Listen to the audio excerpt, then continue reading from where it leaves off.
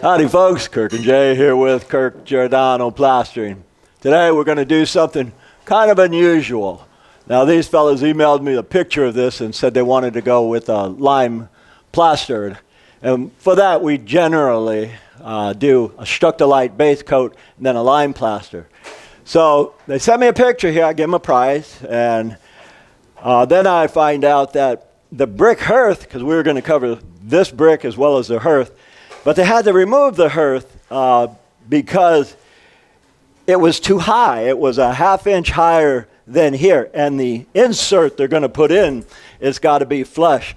So I came up with, Jay and I got here about an hour ago, I came up with a remedy to put it around here. Jay says, Dad, that's really dumb. Let me just build out a form. And I thought, how? So he built this form right here. Now, what you have when you got a form like this, guys, say you want to raise something, cement, concrete. What we did is we went ahead. Now, this sand has been packed for 80 years. That's how old the house is. Now, what we did is we put a weldcrete on the brick. We put the wire here. We put some weldcrete on this. Don't get the weldcrete on your forms, guys. Otherwise, when we're going to pour a fast set concrete here. It's called rapid set cement all.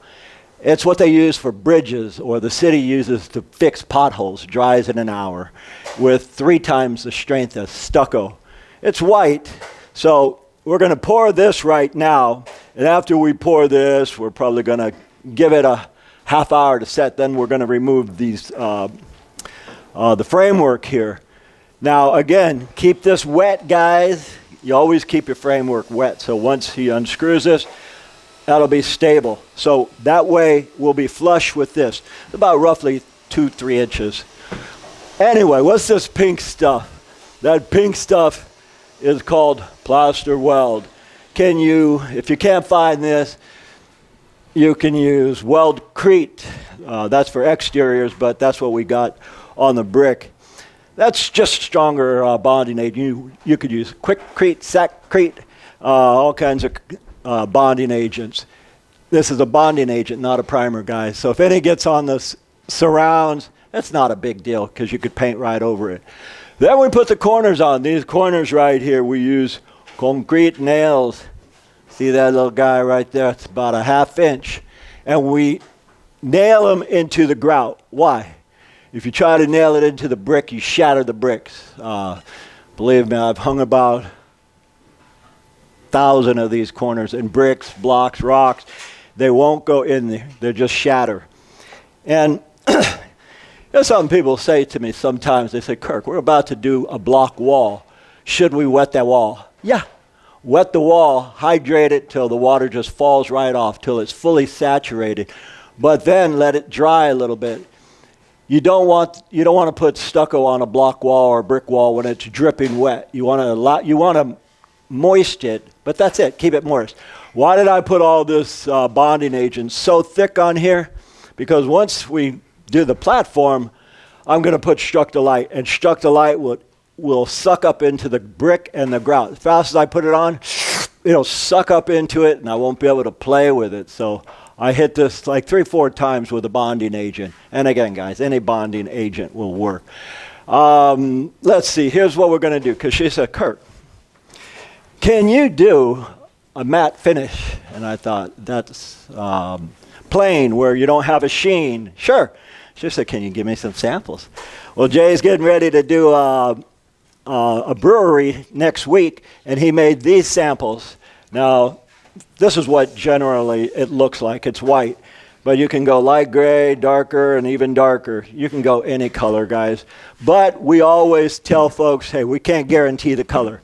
Because when you're troweling on a lime finish over the Structolite, it's really hard to get the color like a painted surface. So if anybody says, hey, gee, I want it to look painted, I tell them paint it then. We'll just do the lime finish.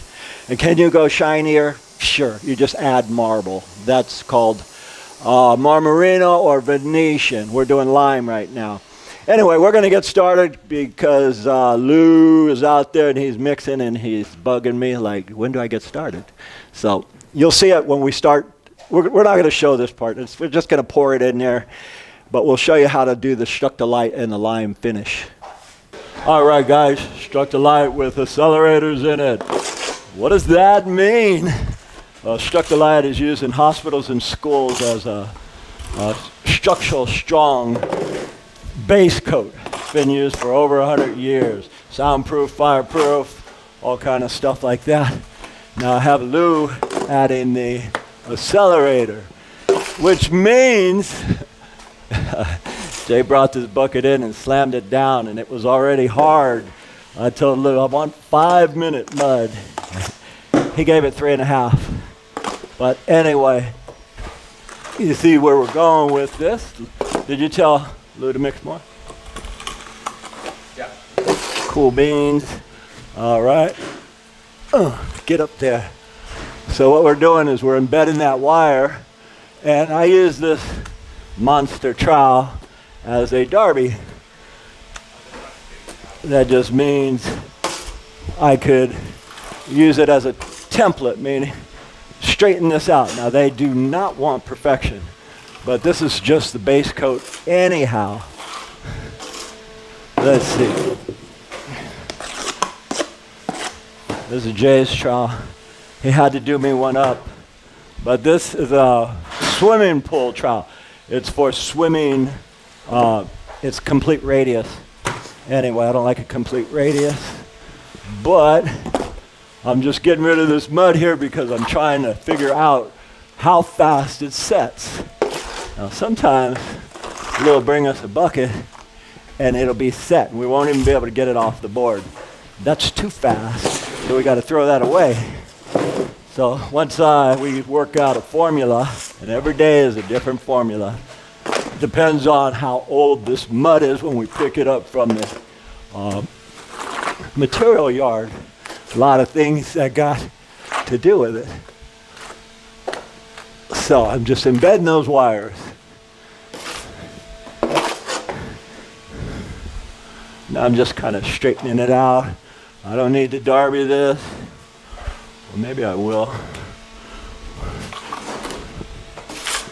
As soon as Lou brings me another bucket, I told Lou, hey man, ease up on the accelerators because it's setting too fast. Okay, so I'm looking at this 2-hour rapid set. Didn't set as fast as we wanted, but that's life as a stucco guy. Sometimes we're waiting on stuff to dry.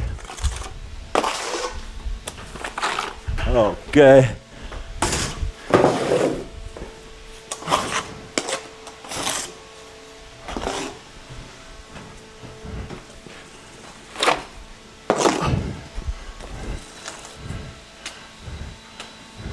And I was hoping that platform would be dry. That way I could stand on it instead of stretching.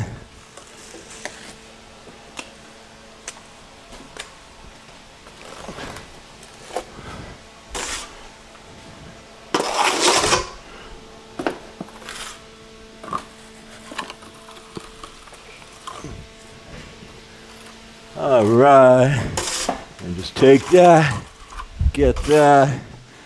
One more huckful, then we're going to set up the top, which we're just going to knock that out.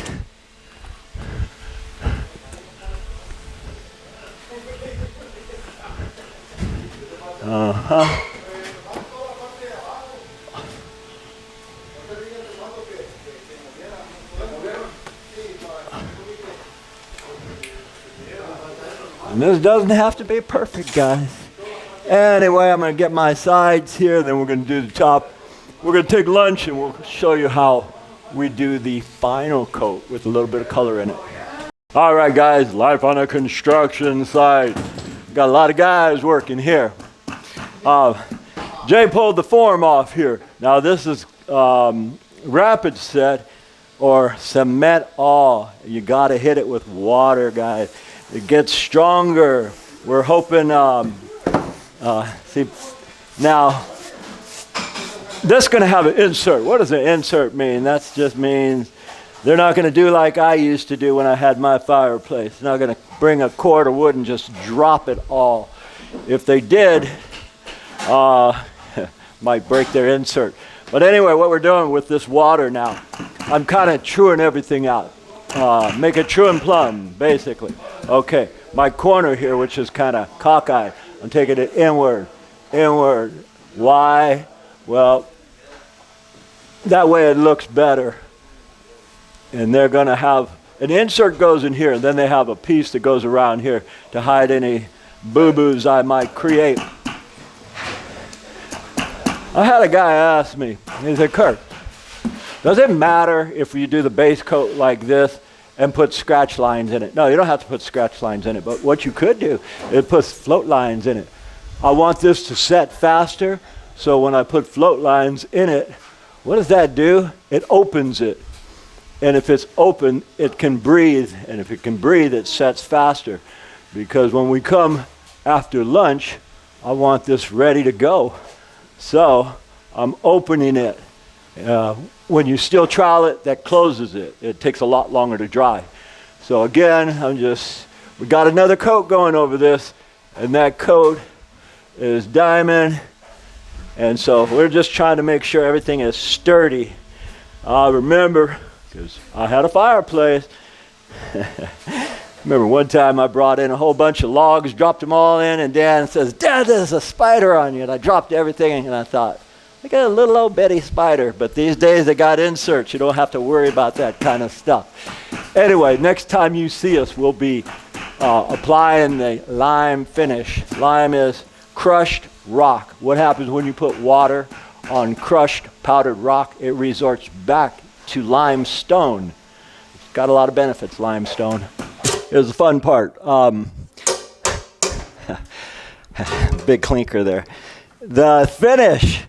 And you know what's funny is the couple came home and they go, oh man, we love it. That's just the right color. That's so beautiful. I felt like in that movie Liar, Liar with Jim Carrey. It's like, I wanted to say, well, okay, we'll see you. And I said, that's not done. We still got to do another coat. But she loves the color. She loves the finish. So we're going to duplicate it. But we got to put a finish coat on it. Now, what I just did, and you guys didn't see, is I hosed this down. What does that mean? I took the water hose in here and just went over it. Because now, if you guys are doing this or exterior stucco, you don't want the wall completely dry. You want it moist. That doesn't mean dripping wet. That just means moist. So I'm putting on the finish coat. Oh, yeah, right. You know, I know that's spam. Unknown that's another terminology for spam. Okay. Now what I like to do, guys, is get a lot on my corners. We got to get a lot of fat. And I'm using, it's called Diamond by USG. I'm using Diamond because it has a little bit more fat in it than, say, Imperial. Who makes Imperial lime plaster? USG. But that's used more for schools, hospitals. Personally, I like a little more fat to work with, meaning this has a little bit more lime in it, I think. As an applicator for 40 years, I should know the difference. So now I'm just giving her exactly what we already did, except a finish coat. That base coat looked very close to this right here. All right. So let me put that guy there, get my little tiny midget trowel, and get my corners. Oh, yeah. And guys, if you don't wet it, you didn't see me wet it, but if you don't wet it, this will harden and it'll crack. You don't want that. So even though you didn't see me do it, if you're going to do this, wet your base coat. And this is called the base coat. This is a base coat. See how hard it is? Monolithic. This is the finish coat. Yoink. That's funny. I was watching the sheetrocker here earlier, and man, he was pretty good. He was using a blade, and he's doing this smooth type finish. So I said, you ever use a trowel? And he says, no. So I was showing him to see who could get it closer with, I was using a trowel, and it turns out he was just as good with that pan as I was with that big trowel. Anyway, I'm getting these little tops. This is a margin trowel. It gets, well, a pointer trowel. Getting in these little areas here. Then I'll take the other trowel and finish it up. Then I'll be able to use some skill and kick butt and move. Got to get the little stuff often. Get it out the way. Okay, there. Now I can make some time. Get my big Congo trowel again. This is actually a swim pull trowel. S-W-I-M. Swim, not swimming pull. Okay, it's back where I can make some time now.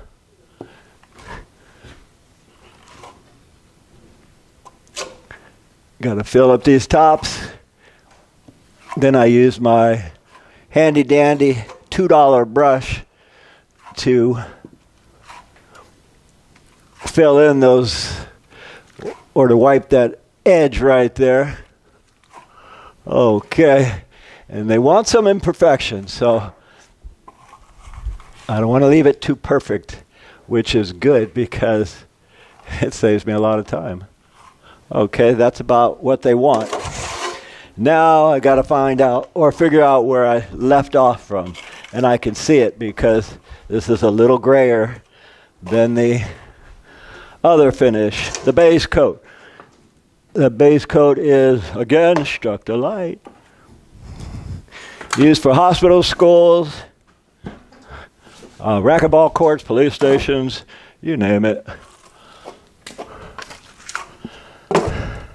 And sometimes, guys, when you mix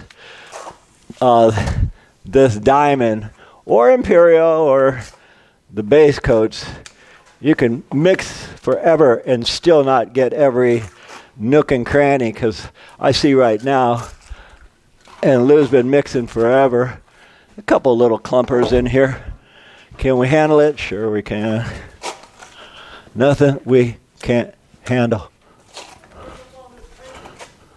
Cool. That's my brother Lou. He says he's going to pick up everything. I thought, attaboy, don't leave it for me after I get done with this. Because this doesn't look like much, guys. But I'm kind of tired already because there was a lot of elbow grease. I had to go over this and over it. Sometimes you got to use a lot of pressure to go over bricks. A lot of pressure. Like lifting a dumbbell 30, 40 pounds just over and over and over. But you build up to that. Anyway, I'm going to stop this right now because I got to do the sides, and the sides are going to take me 10 minutes, and nobody wants to hear me talk or ramble for another 10 minutes. Then when I move this scaffold, I'll show you how we continue, or the process of it.